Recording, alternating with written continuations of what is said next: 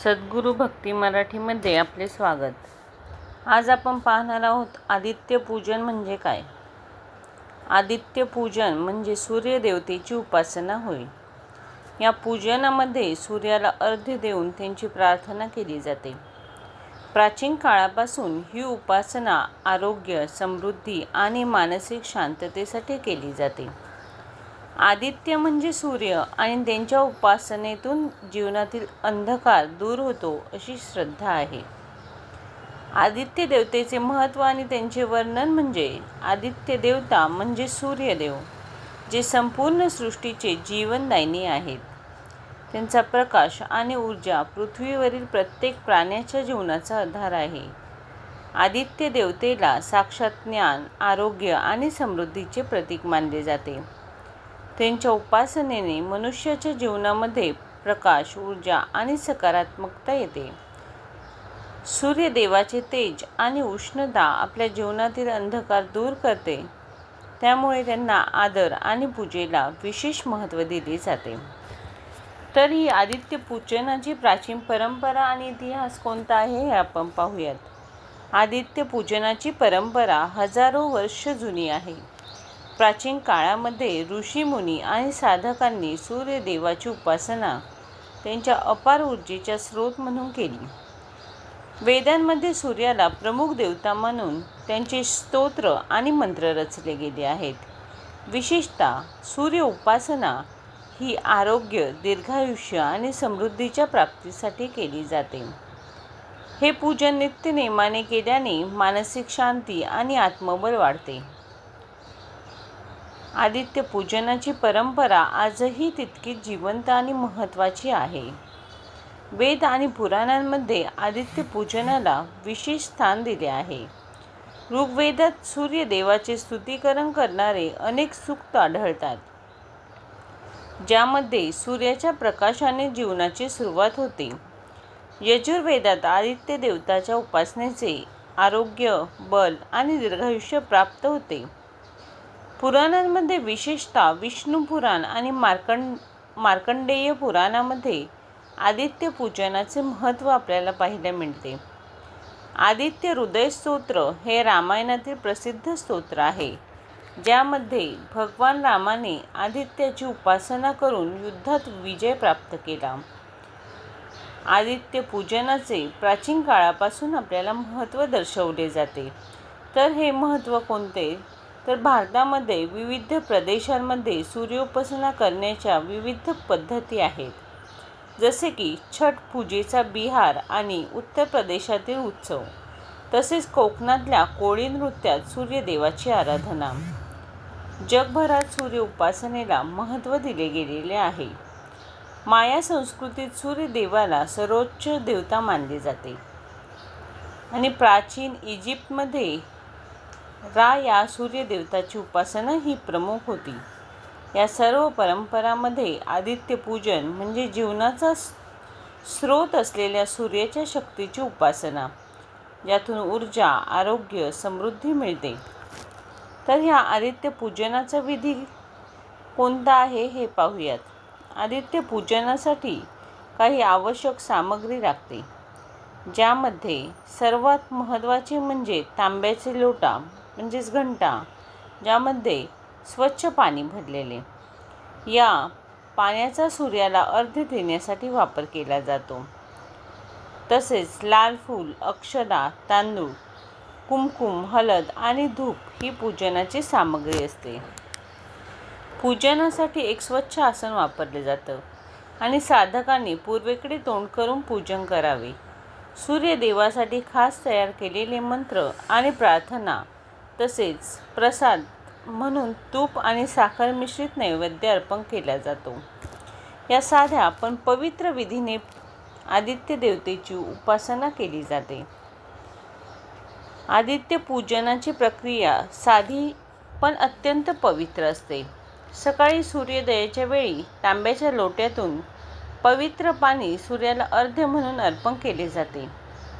त्यावेळी ओम सूर्याय नमः किंवा ओम आदित्याय नमः यासारखे मंत्र जपत सूर्यदेवाची स्तुती केली जाते. पूजनाच्या वेळी सूर्यदेवाला लाल फूल, अक्षदा, कुमकुम आणि धूप अर्पण केले जाते. मंत्रानंतर साधकांनी आदित्य हृदय स्तोत्र किंवा सूर्य उपनिषदांचे पाठ करणे उत्तम मानले गेले आहे. पूजनाच्या शेवटी सूर्यदेवाची प्रार्थना केली जाते, ज्यात आरोग्य, समृद्धी आणि जीवनात प्रकाश मिळण्याची याचना केली जाते. सूर्याला अर्घ्य देण्याची परंपरा आणि त्याचे महत्त्व म्हणजे सूर्याला अर्घ्य देण्याची परंपरा खूप प्राचीन आहे आणि याला खास महत्त्व आहे.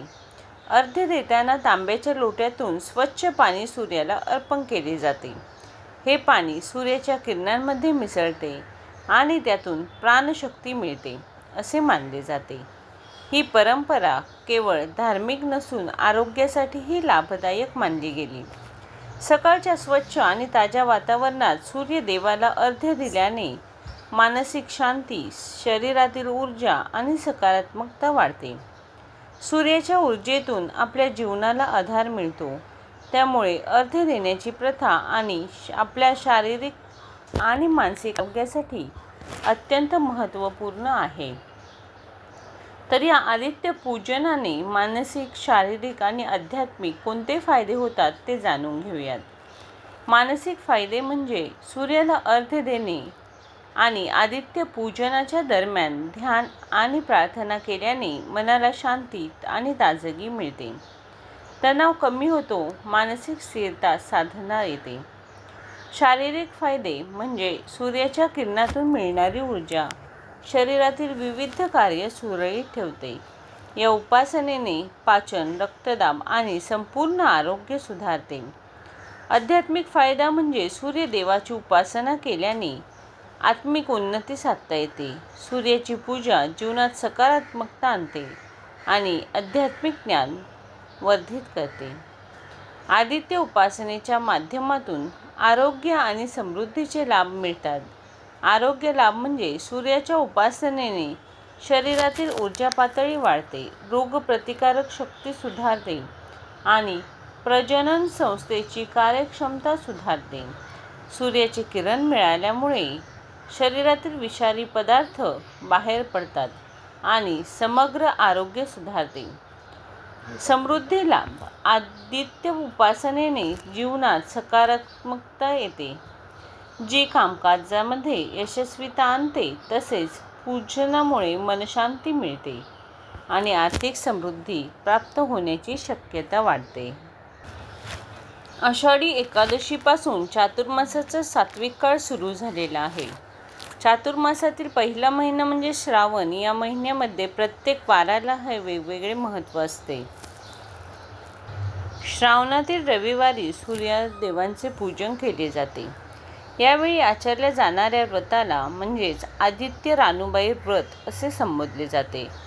हे व्रत काय आहे आणि या व्रताची माहिती काय आहे हेही आपण या व्हिडिओतून पाहूयात. श्रावणातील रविवारी हे व्रत करण्याची प्रथा आहे. हे स्त्रियांनी करायचे व्रत आहे.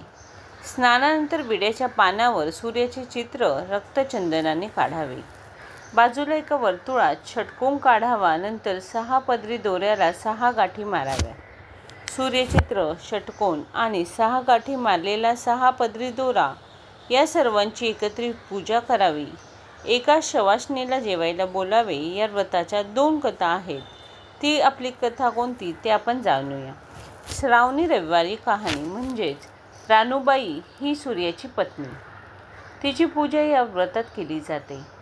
तिची कथा न ऐकल्याने एका राणीला दारिद्र्यावस्था प्राप्त झाली. तिला या गोष्टीचा खूप पश्चाताप झाला. त्यानंतर तिने आदित्य रानुबाईची पूजा केली. व्रताचा संकल्प करून आदित्य रानुबाईचे मनोभावे पूजन केले. या व्रतानंतर तिला पुन्हा गतवैभव लाभले अशा आशयाच्या कथा आढळून येतात. महाराष्ट्रातील खानदेशात हे व्रत विशेष प्रचलित आहे. खानदेशातील बऱ्याच घरांमध्ये कुठल्याही मंगल कार्याच्या आधी रानुबाई आणि सूर्याचे लग्न लावण्याची रीत आहे. कुठल्या ना कुठल्या रूपात सूर्यपूजा करण्याची प्रथा आपल्या संस्कृतीत आहे. त्यापैकी ही एक प्रथा म्हणावी लागेल. आपण तुळशीचे अश्वत्थाचे लग्न लावतो. तसेच हे आदित्य रानूबाईचे लग्न म्हणावे लागेल. श्रावण महिना हा उपवासांचा व्रतवैकल्यांचा महिना म्हणून ओळखला जातो. साहजिकच श्रावणी रविवार हा आदित्य रानूबाईंच्या पूजेसाठी राखला गेला असावा. ज्यांना शक्य असेल त्यांनी विधिवत हे व्रत करावे. शक्य नसेल त्यांनी स्नानादी नित्यकर्म करून सूर्य आणि रानूबाईंची मानसपूजा करून गायत्री मंत्र जप करावा. आदित्य रानूबाईचे व्रत करणे शक्य नसल्यास श्रावणातील प्रत्येक रविवारी आदित्याची पूजा करून त्यांना खिरीचा नैवेद्य दाखवावा. केवळ श्रावणातील रविवारी नाही तर वर्षभरातील सर्व रविवारी सूर्यपूजा करावी. मात्र शास्त्रोक्त पूजन शक्य नसल्यास केवळ भक्तिपूर्वक नमस्कार करावा. दुपारी 12 वाजण्याच्या आधी गायत्री मंत्राचा यथाशक्ती जप करावा. आपल्या प्रत्येकाच्या मनात एक किंवा अनेक इच्छा असतात. आपण त्यासाठी परिश्रम घेत असतो. देवाला प्रार्थनाही करत असतो. बहुतेक जणांची अशीच इच्छा असते की एखाद्या कार्यात किंवा जीवनात लवकरात लवकर यशस्वी व्हावे. तर धर्मग्रंथात असे म्हटले आहे की जो व्यक्ती रविवारी सूर्याची पूजा करतो, जो सूर्याला अर्घ्य देतो, त्याच्या आयुष्यात सुख शांती तर येतेच, शिवाय त्या व्यक्तीच्या सर्व इच्छा पूर्ण झाल्याशिवाय राहत नाही. या पूजेमध्ये आरती केल्यानंतर सूर्याची 12 नावे घेऊन पूजा संपन्न होते. तर यामध्ये आदित्य रानूबाईच्या कथेचा भावार्थ काय निघतो तर मुलगी सासरी गेल्यानंतर संसारात रमली, कितीही सुख संपन्न झाली तरी आपल्या वडिलांशी ही तगज सोडू नये. जे वडिलांचे आदरातिथ्य ठेवते, ज्या ऋणाची जाणीव ठेवून त्यांच्याशी संवाद साधते, तिचे सुख वृद्धिंगत होते. त्या कहाणीमध्ये जेवणात केस निघतो अशी घटना आहे. त्यात महिलांना स्वयंपाकघरातील स्वच्छतेविषयी सुद्धा जागृत करण्यात आलेले आहे. तर सूर्याची 12 नावे म्हणजेच ओम मित्राय नमः, ओम रवये नमः, ओम सूर्याय नमः, ओम भानवे नमः, ओम खगाय नमः, ओम पुष्पे नमः, ओम हिरण्यगर्भाय नमः, ओम मरीचये नमः, ओम आदित्याय नमः, ओम सवित्रे नमः, ओम अर्काय नमः, ओम भास्कराय नमः. अशा प्रकारे आपण भगवान श्री सूर्यनारायण यांची मनापासून उपासना करून आपले जीवन आपण सुधारू शकतो. आजच्या व्यस्त जीवनात या सणवारांची जाणीव ठेवून मनोभावे व्रत, मनाने ध्यान आणि ईश्वराची पूजा केल्यास निश्चितच आपले कल्याण होईल. धन्यवाद. व्हिडिओ आवडल्यास लाईक करा, सबस्क्राईब करा.